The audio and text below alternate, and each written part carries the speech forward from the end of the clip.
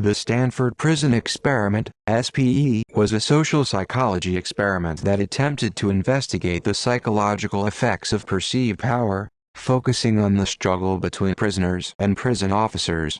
It was conducted at Stanford University on the days of August 14-20, 1971, by a research group led by psychology professor Philip Zimbardo using college students.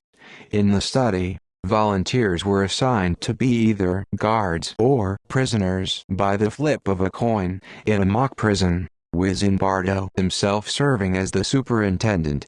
Several prisoners left mid-experiment, and the whole experiment was abandoned after 6 days. Early reports on experimental results claimed that students quickly embraced their assigned roles, with some guards enforcing authoritarian measures and ultimately subjecting some prisoners to psychological torture, while many prisoners passively accepted psychological abuse and, by the officers' requests, actively harassed other prisoners who tried to stop it. The experiment has been described in many introductory social psychology textbooks, although some have chosen to exclude it because its methodology is sometimes questioned. The U.S. Office of Naval Research funded the experiment as an investigation into the causes of difficulties between guards and prisoners in the United States Navy and United States Marine Corps. Certain portions of it were filmed, and excerpts of footage are publicly available. The experiment's findings have been called into question, and the experiment has been criticized for unscientific methodology. Although Zimbardo interpreted the experiment as having shown that the prison guards instinctively embrace sadistic and authoritarian behaviors, Zimbardo actually instructed the guards to exert psychological control over the prisoners. Critics also noted that some of the participants behaved in a way that would help the study, so that, as one guard later put it, the researchers would have something to work with, which is known as demand characteristics. Variants of the experiment have been performed by other researchers, but none of these attempts have replicated the results of the SPE. Zimbardo's goals. The archived official website of the Stanford Prison Experiment describes the experiment goal as follows. We wanted to see what the psychological effects were of becoming a prisoner or prison guard. To do this, we decided to set up a simulated prison and then carefully note the effects of this institution on the behavior of all those within its walls. A 1997 article from the Stanford News Service described experiment goals in a more detailed way. Zimbardo's primary reason for conducting the experiment was to focus on the power of roles, rules, symbols, group identity and situational validation of behavior that generally would repulse ordinary individuals. I had been conducting research for some years on de-individuation, vandalism and dehumanization that illustrated the ease with which ordinary people could be led to engage in antisocial acts by putting them in situations where they felt anonymous, or they could perceive of others in ways that made them less than human, as enemies or objects. Zimbardo told the Toronto Symposium in the summer of 1996. Experimental method. Male participants were recruited and told they would participate in a 2-week prison simulation. The team selected the 24 applicants whose test results predicted they would be the most psychologically stable and healthy. These participants were predominantly white and of the middle class. The group was intentionally selected to exclude those with criminal backgrounds, psychological impairments, or medical problems. They all agreed to participate in a 7 to 14-day period and receive $15 per day, roughly equivalent to $95 in 2019. The experiment was conducted in a 35-foot, 10.5 meters sections of a basement of Jordan Hall, Stanford's psychology building. The prison had 2 fabricated walls, one at the entrance, and one at the cell wall to block observation. Each cell, 6 multiplication 9 feet, or 1.8 multiplication 2.7 meters, contained only a cot for the prisoners. Prisoners were confined 24 hours a day. In contrast, the guards lived in a very different environment, separated from the prisoners. They were given rest and relaxation areas, and other comforts. 12 of the 24 participants were assigned the role of prisoner, 9 plus 3 potential substitutes, while the other 12 were assigned the role of guard, also 9 plus 3 potential substitutes. Zimbardo took on the role of the superintendent and an undergraduate research assistant took on the role of the warden. Zimbardo designed the experiment in order to induce disorientation, depersonalization, and de-individuation in the participants. The researchers held an orientation session for the guards the day before the experiment, during which guards were instructed not to harm the prisoners physically or withhold food or drink. In the footage of the study, Zimbardo can be seen talking to the guards. You can create in the prisoners feelings of boredom, a sense of fear to some degree. You can create a notion of arbitrariness that their life is totally controlled by us, by the system, you, me, and they'll have no privacy. We're going to take away their individuality in various ways. In general, what all this leads to is a sense of powerlessness. That is, in this situation we'll have all the power and they'll have none. The researchers provided the guards with wooden batons to establish their status, clothing similar to that of an actual prison guard, khaki shirt and pants from a local military surplus store, and mirrored sunglasses to prevent eye contact. Prisoners wore uncomfortable, ill-fitting smocks and stocking caps, as well as a chain around one ankle.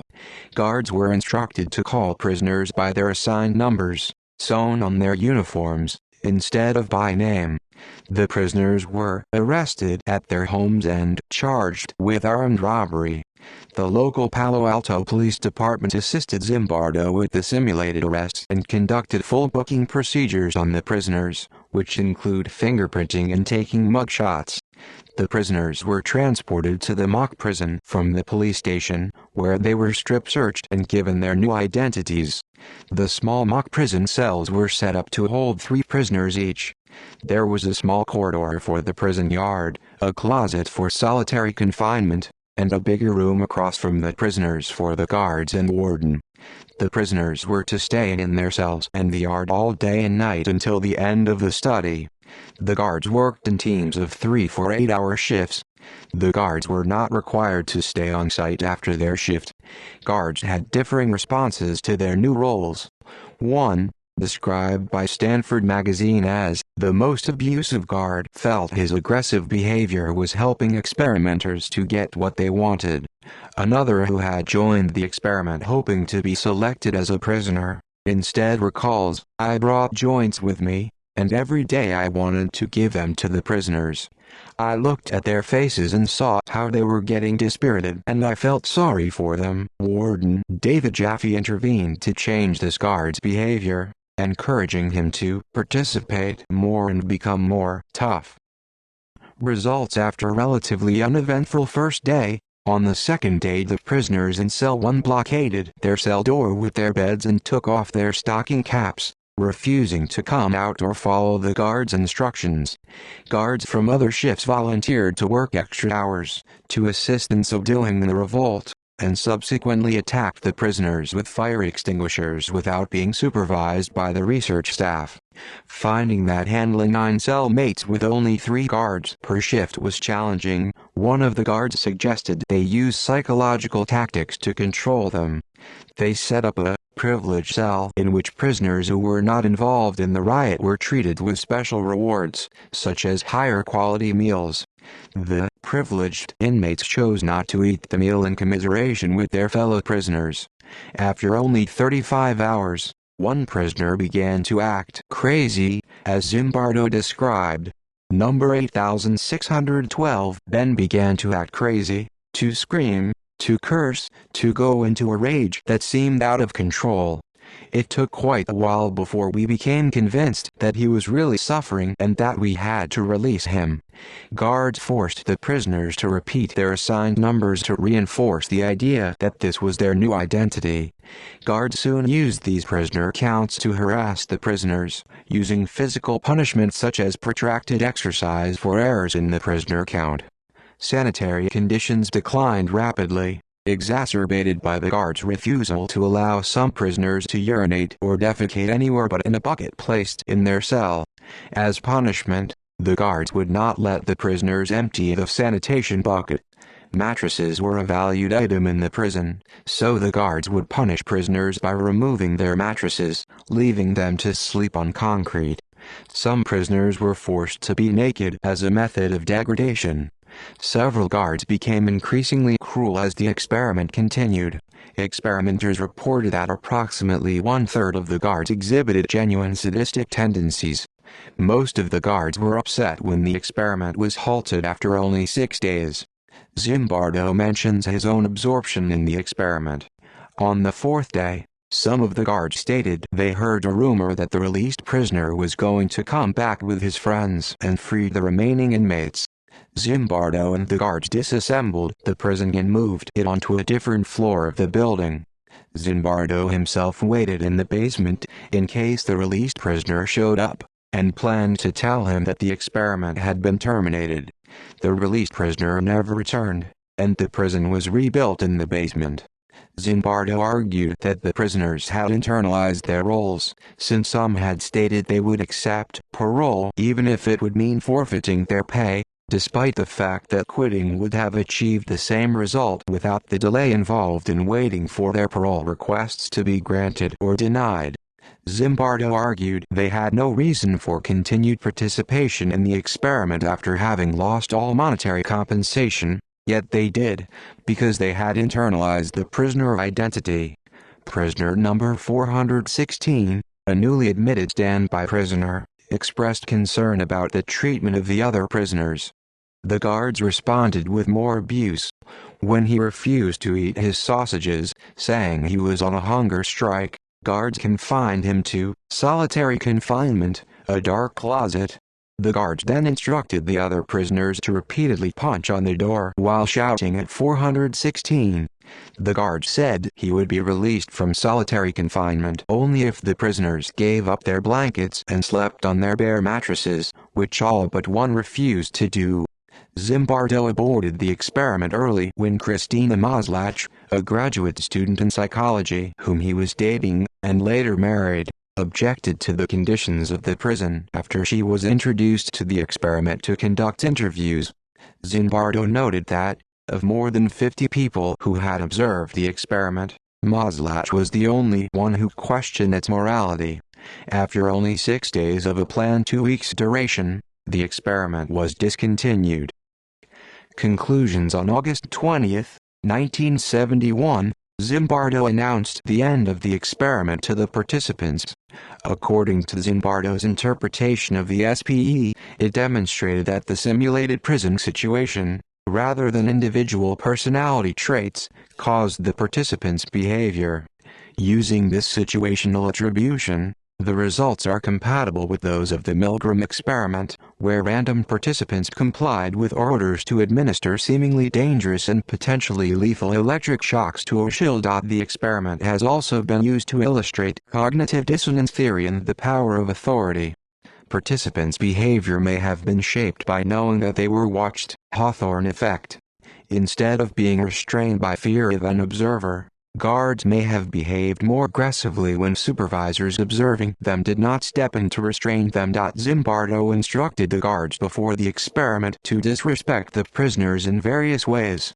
For example, they had to refer to prisoners by number rather than by name. This, according to Zimbardo, was intended to diminish the prisoners' individuality. With no control, prisoners learned they had little effect on what happened to them, ultimately causing them to stop responding and give up. Quick to realize that the guards were the highest in the hierarchy, prisoners began to accept their roles as less important human beings. One positive result of the study is that it has altered the way U.S. prisons are run. For example, juveniles accused of federal crimes are no longer housed before trial with adult prisoners, due to the risk of violence against them. Shortly after the study was completed, there were bloody revolts at both the San Quentin and Attica prison facilities, and Zimbardo reported his findings on the experiment to the U.S. House Committee on the Judiciary. Criticism and response. There has been controversy over both the ethics and scientific rigor of the Stanford prison experiment since nearly the beginning. and it has never been successfully replicated. French academic and filmmaker Thibault Letézard, in a 2018 book about the experiment, Histoire d'un mensonge, Story of a Lie, wrote that it could not be meaningfully described as an experiment and that there were no real results to speak of. In response to criticism of his methodology, Zimbardo himself has agreed that the SPE was more of a demonstration than a scientific experiment. From the beginning, I have always said it's a demonstration. The only thing that makes it an experiment is the random assignment to prisoners and guards. That's the independent variable. There is no control group. There's no comparison group. So it doesn't fit the standards of what it means to be an experiment. It's a very powerful demonstration of a psychological phenomenon, and it has had relevance. In 2018, in response to criticism by Letézard and others, Philip Zimbardo wrote a detailed rebuttal on his website. In his summary, he wrote, "I hereby assert that none of these criticisms present any substantial evidence that alters the SPE's main conclusion concerning the importance of understanding how systemic and situational forces can operate to influence individual behavior in negative or positive directions, often without our personal awareness. The SPE's core message is not that a psychological simulation of prison life is the same as the real thing, or that prisoners and guards always or even usually behave the way that they did in the SPE. Rather, the SPE serves as a cautionary tale of what might happen to any of us if we underestimate the extent to which the power of social roles and external pressures can influence our actions." In turn, Letézard published a peer-reviewed article which used videos, recordings, and notes from the experiment in Stanford University archives to argue that the guards knew what results the experiment was supposed to produce. Far from reacting spontaneously to this pathogenic social environment, the guards were given clear instructions for how to create it. The experimenters intervened directly in the experiment, either to give precise instructions, to recall the purposes of the experiment, or to set a general direction. In order to get their full participation, Zimbardo intended to make the guards believe that they were his research assistants. Since this English-language publication, the debate has returned to the media in the United States. Treatment of prisoners. Some of the guards' behavior allegedly led to dangerous and psychologically damaging situations. According to Zimbardo's report, 1/3 of the guards were judged to have exhibited genuine sadistic tendencies, while many prisoners were emotionally traumatized, and 3 of them had to be removed from the experiment early.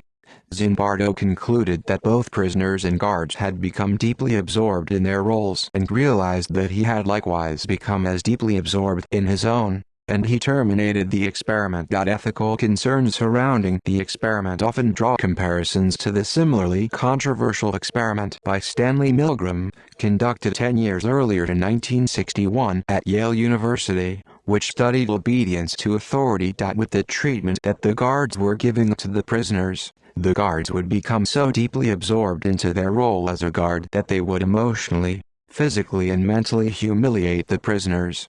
Each prisoner was systematically searched and stripped naked. He was then deloused with a spray, to convey our belief that he may have germs or lice. Real male prisoners don't wear dresses, but real male prisoners do feel humiliated and do feel emasculated. Our goal was to produce similar effects quickly by putting men in a dress without any underclothes. Indeed, as soon as some of our prisoners were put in these uniforms, they began to walk and to sit differently, and to hold themselves differently, more like a woman than like a man. These guards had taken their role seriously when Zimbardo had assigned them their role. The prisoners were stripped from their identity of who they are from the outside world, were given ID numbers and were only referred to by their numbers rather than their names. The paper reports a quote from a prisoner suggesting that this was effective. "I began to feel I was losing my identity." Reliance on anecdotal evidence. Because of the nature of the experiment, Zimbardo found it impossible to keep traditional scientific controls in place. He was unable to remain a neutral observer, since he influenced the direction of the experiment as the prison superintendent. Conclusions and observations drawn by the experimenters were largely subjective and anecdotal, and the experiment is practically impossible for other researchers to accurately reproduce. Erich Fromm claimed to see generalizations in the experiment's results and argued that the personality of an individual does affect behavior when imprisoned. This ran counter to the study's conclusion that the prison situation itself controls the individual's behavior. Fromm also argued that the amount of sadism in the normal subjects could not be determined with the methods employed to screen them. Coaching of guards. Carlo Prescott, who was Zimbardo's prison consultant during the experiment by virtue of having served 17 years in San Quentin for attempted murder, spoke out against the experiment publicly in a 2005 article he contributed to the Stanford Daily, after he had read about the various ways in which Zimbardo and others used the experiment to explain atrocities that had taken place in real prisons. In that article, entitled "The Lie of the Stanford Prison Experiment," Prescott wrote, "Ideas such as bags being placed over the heads of prisoners, inmates being bound together with chains and buckets being used in place of toilets in their cells were all experiences of mine at the old Spanish jail section of San Quentin, in which I dutifully shared with the Stanford Prison Experiment Brain Trust months before the experiment started. To allege that all these carefully tested, psychologically solid, upper-middle-class Caucasian guards dreamed this up on their own is absurd. How can Zimbardo and, by proxy, Maverick Entertainment express horror at the behavior of the guards when they were merely doing what Zimbardo and others, myself included, encouraged them to do at the outset or frankly established as ground rules? Like Zimbardo, Prescott has spoken before Congress on issues of prison reform. Zimbardo, in his 2018 response, wrote that, though Prescott attached his name to the article, it was in fact written by Hollywood writer-producer Michael Lazzaru, who had unsuccessfully tried to get film rights to the Stanford Prison Experiment story, and when he was turned down began to publicly criticize it. In 2018, digitized recordings available on the official SPE website were widely discussed, particularly one where prison warden David Jaffe tried to influence the behavior of one of the guards by encouraging him to participate more and be more tough for the benefit of the experiment. In his 2018 response, Zimbardo wrote that the instructions they gave to the guards were mild compared to the pressure exerted by actual wardens and superior officers in real-life prison and military settings, where guards failing to participate fully can face disciplinary hearings, demotion, or dismissal. Implied demands by Zimbardo. The study was criticized in 2013 for demand characteristics by psychologist Peter Gray, who argued that participants in psychological experiments are more likely to do what they believe the researchers want them to do, and specifically in the case of the Stanford Prison Experiment, to act out their stereotyped views of what prisoners and guards do. Gray stated that he did not include the experiment in his introductory textbook, Psychology, because he thought it lacked scientific rigor. John Wayne, the real-life Dave Eshelman, one of the guards in the experiment, said that he caused the escalation of events between guards and prisoners after he began to emulate a character from the 1967 film Cool Hand Luke. He further intensified his actions because he was nicknamed John Wayne by the other participants, even though he was trying to mimic actor Strother Martin, who had played the role of the sadistic prison captain in the movie. As he described it, "What came over me was not an accident. It was planned. I set out with a definite plan in mind, to try to force the action, force something to happen, so that the researchers would have something to work with. After all, what could they possibly learn from guys sitting around like it was a country club? So I consciously created this persona. I was in all kinds of drama productions in high school and college. It was something I was very familiar with, to take on another personality before you step out on the stage. I was kind of running my own experiment in there, by saying, how far can I push these things and how much abuse will these people take before they say, "Knock it off." But the other guards didn't stop me. They seemed to join in. They were taking my lead. Not a single guard said, "I don't think we should do this." In his 2018 rebuttal, Zimbardo wrote that Eshleman's actions had gone far beyond simply playing the role of a tough guard, and that his and the other guards' acts, given their striking parallels with real-world prison atrocities, tell us something important about human nature. Reporting and interpretation of outcome. Two students from the prisoners group left the experiment before it was terminated on the sixth day. Douglas Corpy was the first to leave. After 36 hours, he had a seeming mental breakdown in which he yelled, "Jesus Christ, I'm burning up inside. And I can't stand another night. I just can't take it anymore." His outburst was captured by a camera, and has become, in one commentator's words, a defining moment of the study. In a 2017 interview, Corpy stated that his breakdown had been fake, and that he did it only so that he could leave and return to studying. He had originally thought that he could study while imprisoned, but the prison staff would not allow him. Zimbardo later stated that participants only had to state the phrase, "I quit the experiment," in order to leave, but transcripts from a taped conversation between Zimbardo and his staff show him stating, "There are only two conditions under which you can leave: medical help or psychiatric." In the 2017 interview, Corpy expressed regret that he had not filed a false imprisonment charge at the time.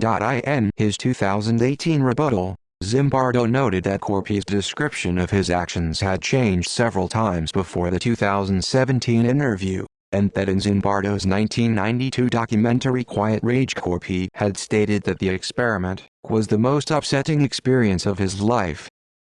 Small and unrepresentative sample. Critics contend that not only was the sample size too small for extrapolation, but also having all of the experimental subjects be U.S. male students gravely undercut the experiment's validity. In other words, it is conceivable that replicating the experiment using a diverse group of people with different objectives and views in life would have produced radically distinct results. Researchers from Western Kentucky University argued that selection bias may have played a role in the results. The researchers recruited students for a study using an advertisement similar to the one used in the Stanford prison experiment, with some ads saying, "A psychological study, the control group," and some with the words, "prison life," as originally worded in Dr. Zimbardo's experiment. It was found that students who responded to the classified advertisement for the prison life were higher in traits such as social dominance, aggression, authoritarianism, etc., and were lower in traits related to empathy and altruism when compared to the control group participants. Ethical issues. The experiment was perceived by many to involve questionable ethics, the most serious concern being that it was continued even after participants expressed their desire to withdraw. Despite the fact that participants were told they had the right to leave at any time, Zimbardo did not allow this. Since the time of the Stanford prison experiment, ethical guidelines have been established for experiments involving human subjects. The Stanford prison experiment led to the implementation of rules to preclude any harmful treatment of participants. Before they are implemented, human studies must now be reviewed and found by an institutional review board (US) or ethics committee (UK) to be in accordance with ethical guidelines set by the American Psychological Association. These guidelines involve the consideration of whether the potential benefit to science outweighs the possible risk for physical and psychological harm. A post-experimental debriefing is now considered an important ethical consideration to ensure that participants are not harmed in any way by their experience in an experiment. Though Zimbardo did conduct debriefing sessions, they were several years after the Stanford prison experiment. By that time, numerous details were forgotten. Nonetheless, many participants reported that they experienced no lasting negative effects. Current standards specify that the debriefing process should occur as soon as possible to assess what psychological harm, if any, may have been done and to rehabilitate participants, if necessary. If there is an unavoidable delay in debriefing, the researcher is obligated to take steps to minimize harm. Comparisons to Abu Ghraib when acts of prisoner torture and abuse at the Abu Ghraib prison in Iraq were publicized in March 2004. Zimbardo himself, who paid close attention to the details of the story, was struck by the similarity with his own experiment. He was dismayed by official military and government representatives shifting the blame for the torture and abuses in the Abu Ghraib American military prison onto a few bad apples rather than acknowledging the possibly systemic problems of a formally established military incarceration system. Eventually, Zimbardo became involved with the defense team of lawyers representing one of the Abu Ghraib prison guards, Staff Sergeant Ivan "Chip" Frederick. He was granted full access to all investigation and background reports, and testified as an expert witness in SSG Frederick's court-martial, which resulted in an 8-year prison sentence for Frederick in October 2004. Zimbardo drew from his participation in the Frederick case to write the book The Lucifer Effect: Understanding How Good People Turn Evil, published by Random House in 2007, which deals with the similarities between his own Stanford prison experiment and the Abu Ghraib abuses. Similar studies. BBC prison study psychologists Alex Haslam and Steve Riker conducted the BBC prison study in 2002 and published the results in 2006. This was a partial replication of the Stanford prison experiment conducted with the assistance of the BBC, which broadcast events in the study in a documentary series called The Experiment. Their results and conclusions differed from Zimbardo's and led to a number of publications on tyranny, stress, and leadership. The results were published in leading academic journals such as British Journal of Social Psychology, Journal of Applied Psychology, Social Psychology Quarterly, and Personality and Social Psychology Review. The BBC prison study is now taught as a core study on the UK A-level psychology OCR syllabus. While Haslam and Riker's procedure was not a direct replication of Zimbardo's, their study casts further doubt on the generality of his conclusions. Specifically, it questions the notion that people slip mindlessly into roles and the idea that the dynamics of evil are in any way banal. Their research also points to the importance of leadership and the emergence of tyranny of the form displayed by Zimbardo when briefing guards in the Stanford experiment. Experiments in the United States. The Stanford prison experiment was in part a response to the Milgram experiment at Yale beginning in 1961 and published in 1963. The third wave experiment involved the use of authoritarian dynamics similar to Nazi Party methods of mass control in a classroom setting by high school teacher Ron Jones in Palo Alto, California, in 1967, with the goal of demonstrating to the class in a vivid way how the German public in World War II could have acted in the way it did. Although the veracity of Jones' accounts has been questioned, several participants in the study have gone on record to confirm the events. In both experiments, participants found it difficult to leave the study due to the roles they were assigned. Both studies examined human nature and the effects of authority. Personalities of the subjects had little influence on both experiments despite the test prior to the prison experiment. In the Milgram and the Zimbardo studies, participants conformed to social pressures. Conformity is strengthened by allowing some participants to feel more or less powerful than others. In both experiments, behavior is altered to match the group stereotype. In popular culture, the 2001 film Dawes Experiment starring Moritz Bleibtreu is based on the experiment.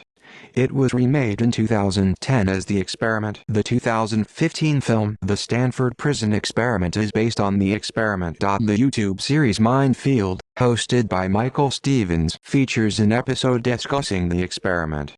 Season 3, Episode 2 of the television series Veronica Mars, entitled My Big Fat Greek Rush Week, features a similar experiment. In the overstory by Richard Powers, the fictional character Douglas Pavlicek is a prisoner in the experiment, an experience which shapes later decisions. In Episode 7 of television show Battleground, Political Machine, one of the characters divides a group of elementary school children into prisoners and guards. In Season 15, Episode 10 of television show American Dad, American Data, Roger recruits Steve, Toshi, Snot and Barry into a similar experiment. See also Footnotes. References: Haney, C., Banks, W. C., Zimbardo, P. G. 1973. A Study of Prisoners and Guards in a Simulated Prison. Naval Research Review. 30. 417.